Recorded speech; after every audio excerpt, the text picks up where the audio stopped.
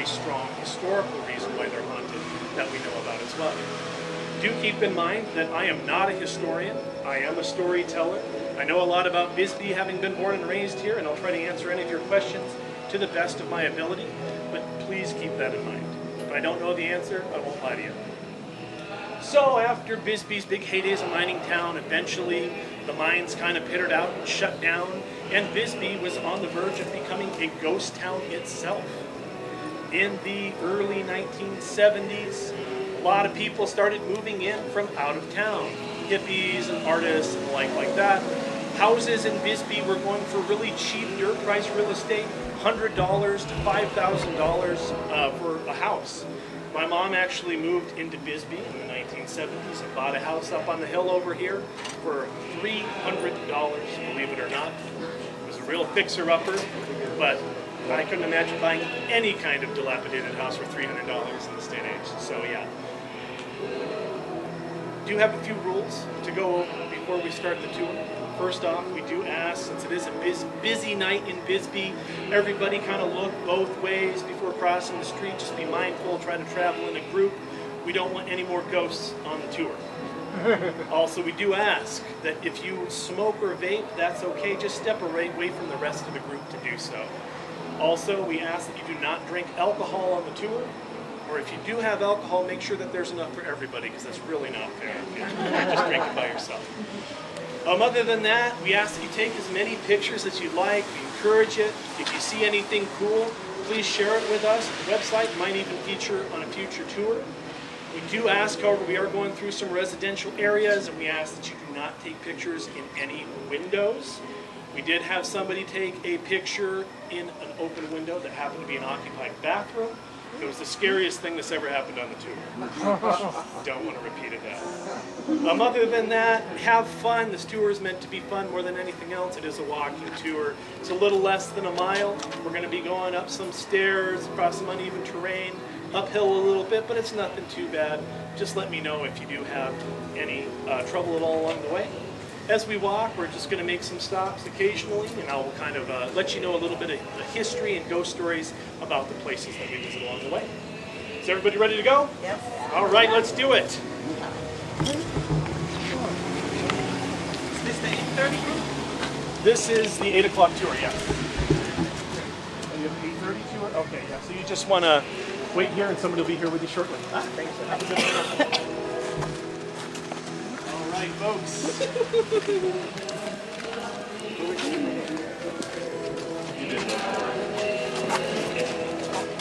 Okay, I know that was a long walk. We got our first stop here. Music's a little bit loud, so I'll try to compete with it as best as I can. If you look up here on the side of the wall, you'll see 3 very large flies. There's a little bit of a story behind this. Back in 1912, there was a huge fly epidemic, much like the fly epidemic we have in Bisbee this year. They're driving me crazy.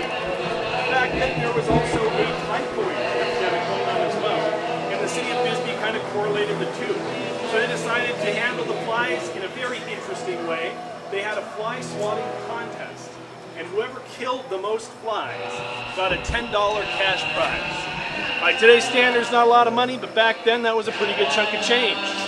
The person to kill the most flies killed just 50,000 flies short of 400,000 flies. So you can imagine somebody walking into a city office with a couple bucket loads full of flies and somebody having to figure out a good way to count those. Now other towns around the United States have pretty cool animal mascots. We ended up with the fly. We're so proud. We're going to continue down this way, folks. Hopefully we won't have to compete with the music. We're having some kind of private event. Is that what he meant?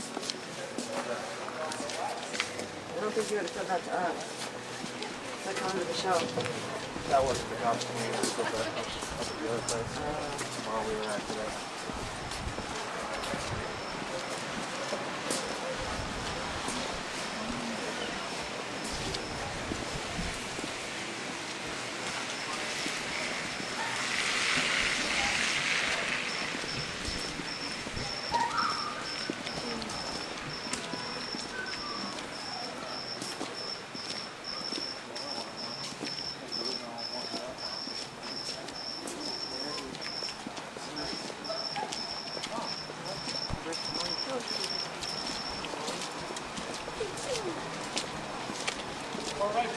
crossing our first street of the night here. Almost safe. No, you're okay. This is Subway Street right here, so named for the 24-hour trolley that used to run through town. Back then, Bisbee was a town that never slept. Now everything closes at 8 o'clock. Or isn't even open for most of the week. Yeah, they got good. Those shuts down at like 7. Yeah. Crazy. There's some places that stay open kind of late here on weekends.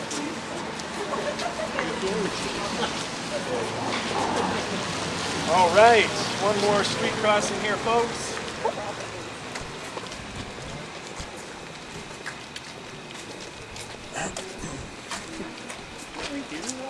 Yeah, yeah, looks familiar, huh? Looks familiar. This is Bisbee's historic post office and library, founded in 1906. Actually, the library was established in 1882 as a post office. Oh, there's a P.O. boxes to them. You can see them. And we are going to make a very brief stop right over here, folks, if everybody wants to kind of split the difference on the sidewalk.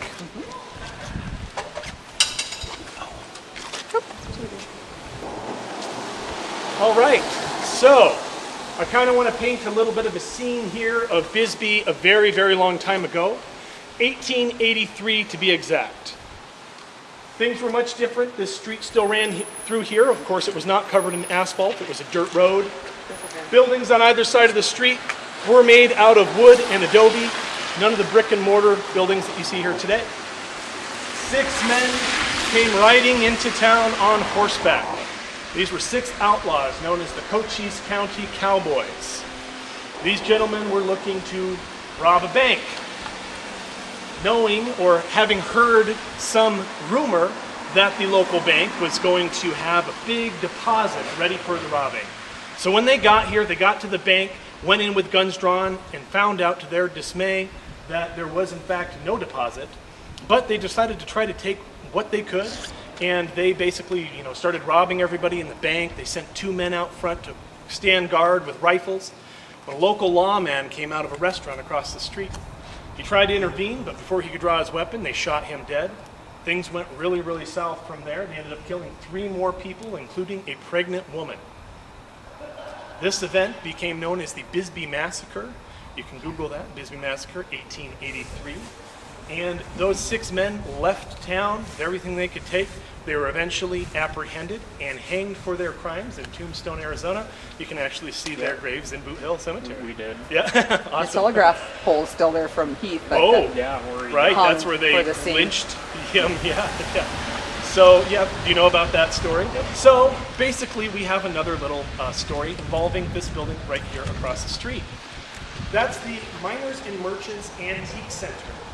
Although it has not always been an antique center, of course, I definitely recommend checking it out if you have a chance to do some really cool old antiques. And more importantly, it used to actually be a bank, so the building itself's an antique. You still have the vault doors in there and everything. That's super cool. Yeah, that's really great. Yeah, it's a neat building. Yeah, 2 vaults. Well, there was a gentleman who moved in there quite a few years ago, and he opened up his business up in the top, and he had his vault. He had his kind of his office in the vaults. And one night he was back in the vault, just kind of going over the daily, a business, going over his till, seeing how much money he made. When suddenly he hears a bang. He hears glass shattering. He hears something, like muffled yelling. And, he's shocked, thinks that somebody's breaking into his business. So he goes out front to see what's going on. And guess what he sees out there? Bottom. Nothing. It's completely empty, dark. Looks like nobody's been in there. So he actually goes out, looks out front. Back in those days, Bisbee was a lot less busy than it is now, even on the weekends. So he goes out to see pretty much nothing in the street. Well, this ends up happening again the next night, but this time he's prepared for it, and he actually runs out front, thinking he's going to catch somebody in the act of some kind of prank or something, but again, nothing. 3rd time this happens, he decides he's had enough, and he moves out of the space, breaking his lease. Hasn't quite given up on Bisbee yet. His story is going to continue a little bit further up the road. We're going to continue up this way.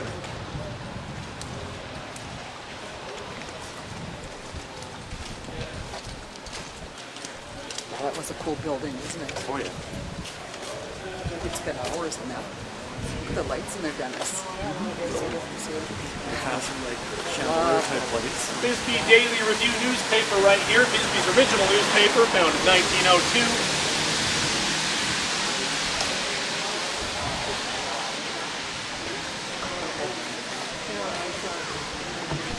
That's on your building too.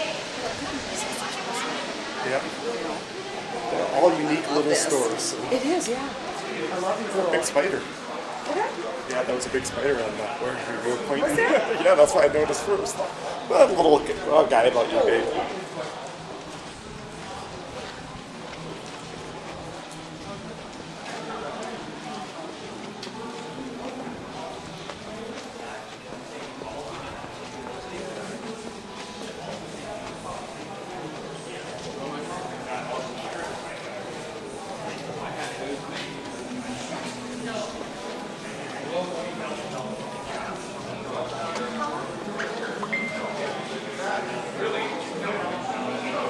Alright folks, just a quick aside right here.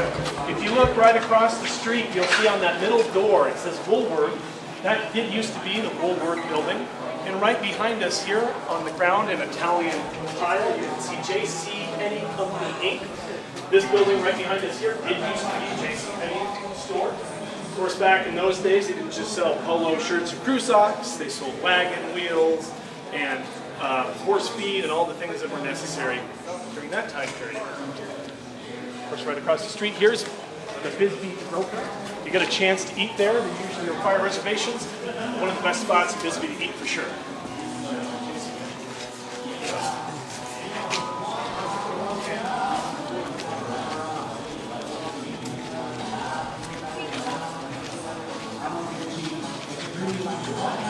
Oh yeah. Lambo, yo, representing you. Representing people from the whole 192, yo. Yeah. What? Yo, motherfucker. Yeah. Oh, really? Thank you. Alright, Jen. Ready for this?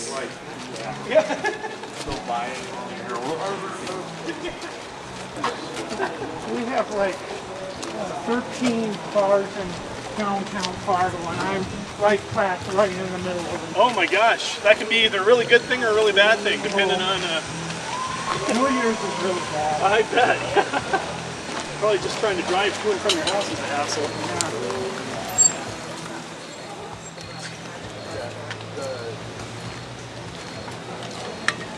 All right. Ignore the crazy party bus. And right across from us, we have the Grand Hotel. Is anybody staying at the Grand Hotel? If you get a chance, I highly recommend staying at the Grand Hotel. It's a great little establishment.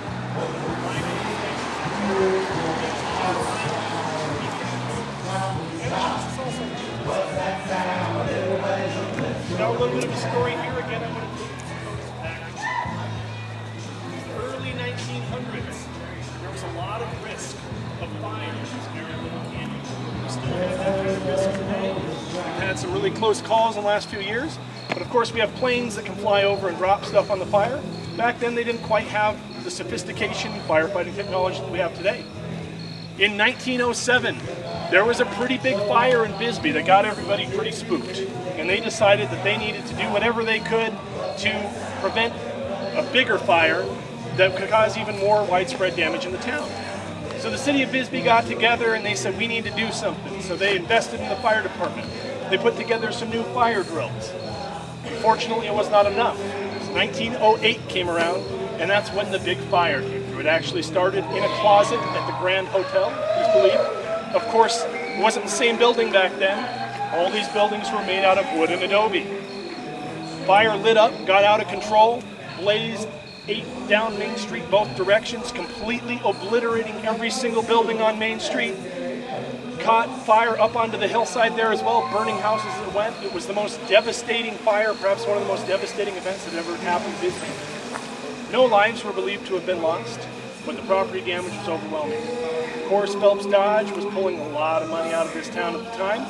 They weren't about ready to give up yet, so Bisbee rebuilt, bigger, better, and stronger with the brick and mortar buildings that you see here today.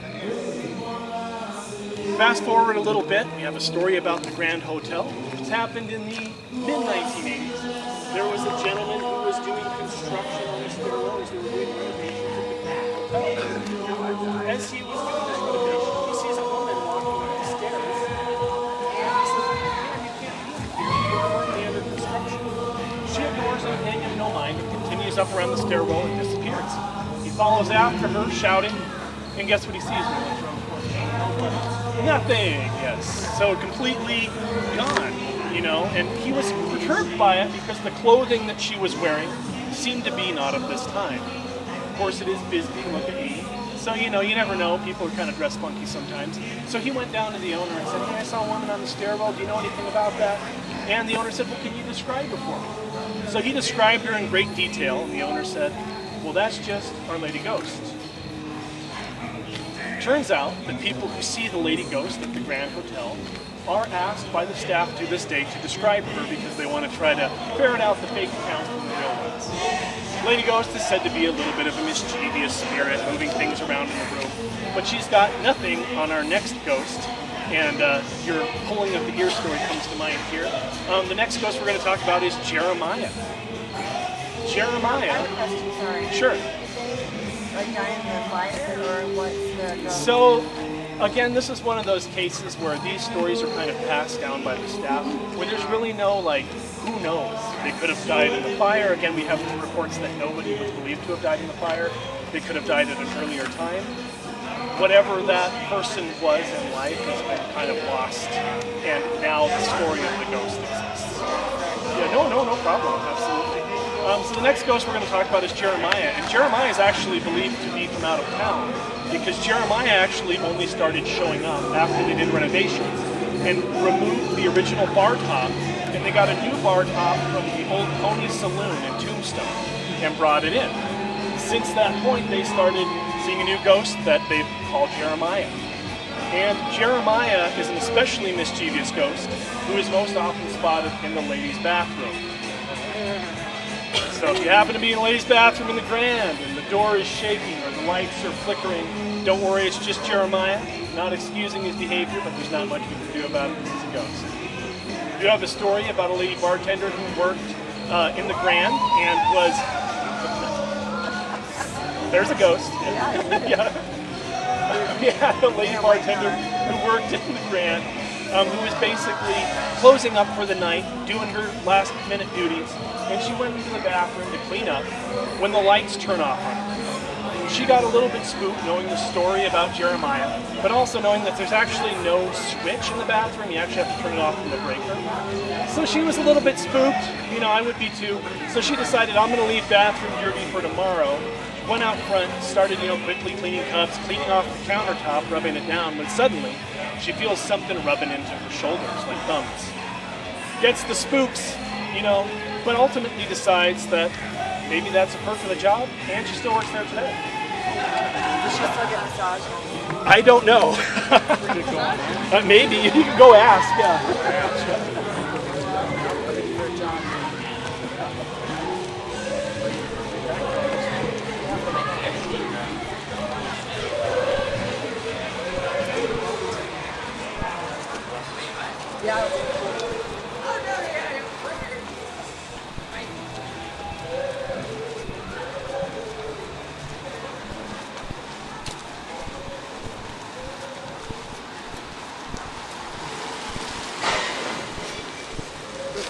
Oh boy. Yes.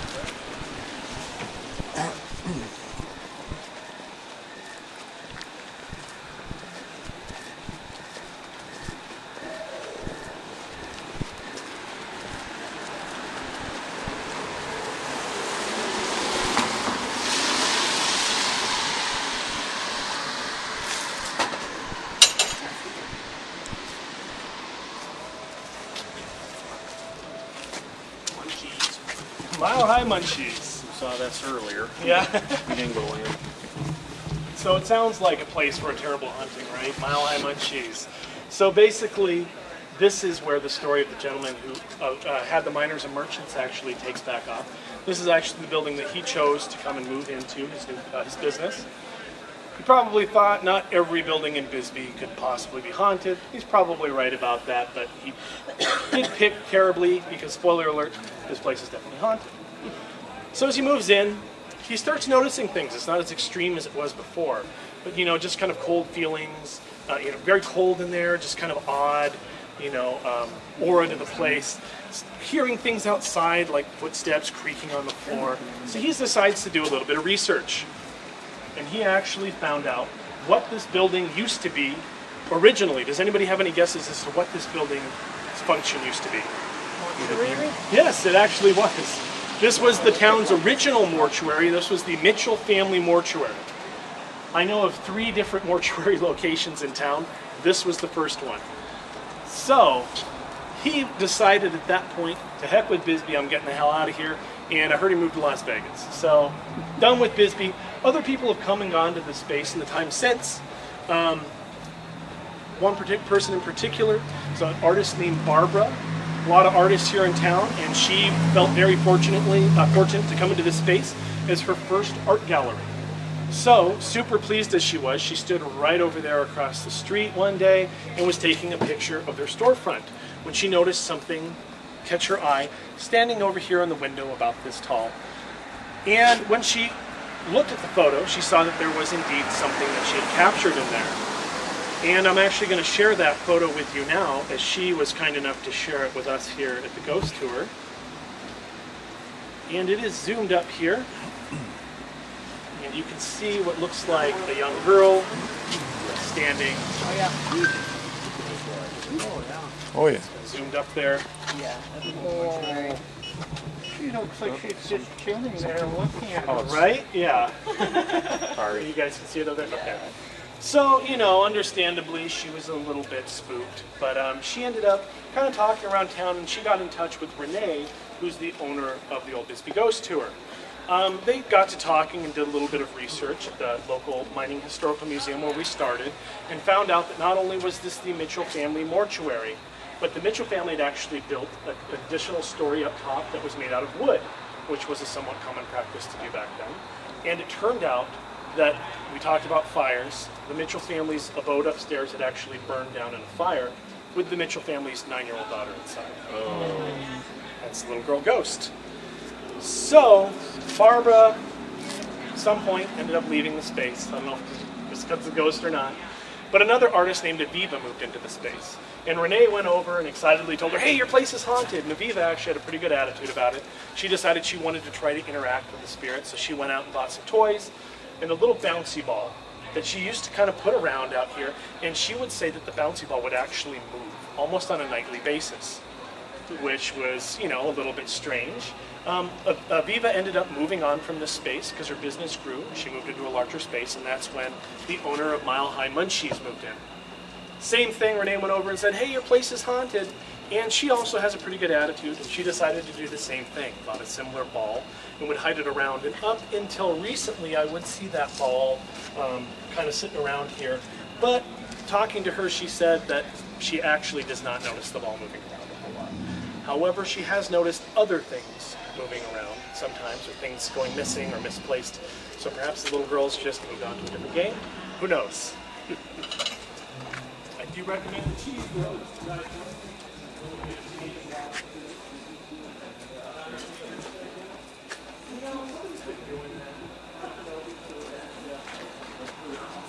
Sneakers up on the line. Oh yeah.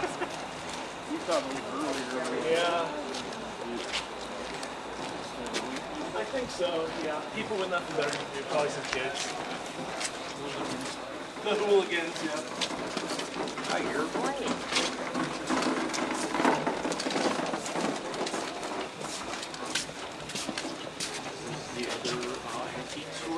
So this is Acacia Collectibles.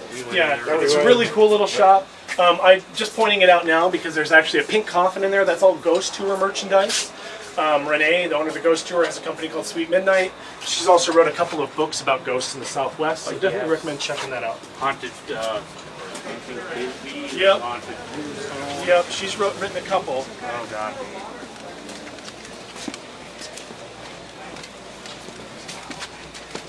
Bisbee Social Club, Bisbee's very own speakeasy bar.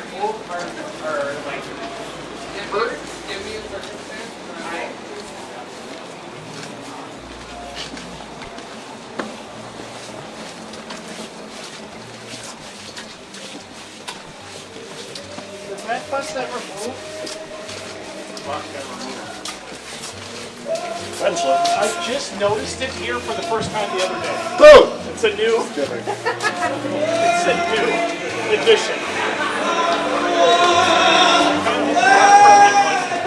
Because those flashing lights are very distracting. Yeah, it's kind of a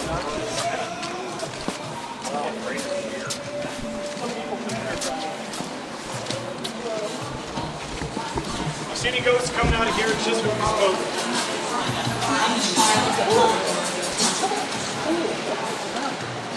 Cigar bar.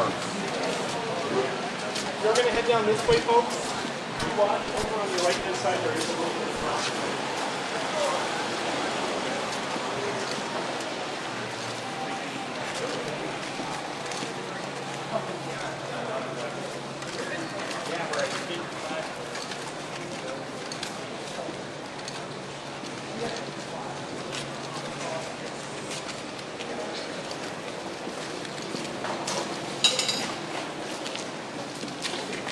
Catch up here.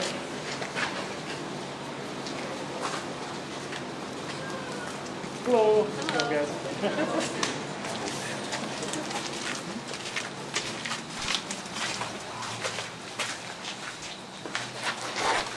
Okay, so this is actually not an official stop on the tour, but I always like to stop here. This is the Warner Hotel. It's a very, very old hotel. It has not been occupied for a very, very long time, over 50 years. It's the reason I heard it went out of business is actually because it's landlocked. There's no parking available for it, so it's really hard for people to get in and out. We don't have any ghost stories about the Warner Hotel. But I think part of the reason that might be is because a lot of these stories are passed down by word of mouth, with no staff, with nobody to see any ghosts for the last 50 years. Of course, those stories wouldn't be circulating around today. I've looked for like historical things on the Warner Hotel. There's really not anything of super interest, but it is very, very neat old space. And if any building looks the part of being haunted in Bisbee, step to the Warner Hotel. I've actually gotten a tour of the inside of it before. It's actually a lot nicer than it would look from the outside. Of course, you know, there are some rundown areas with straight paint, stuff like that as well. I heard somebody bought it recently and is going to open up an event space there, so I'm looking forward to seeing what happens with it in the future. Cool. Right behind you here, I was like,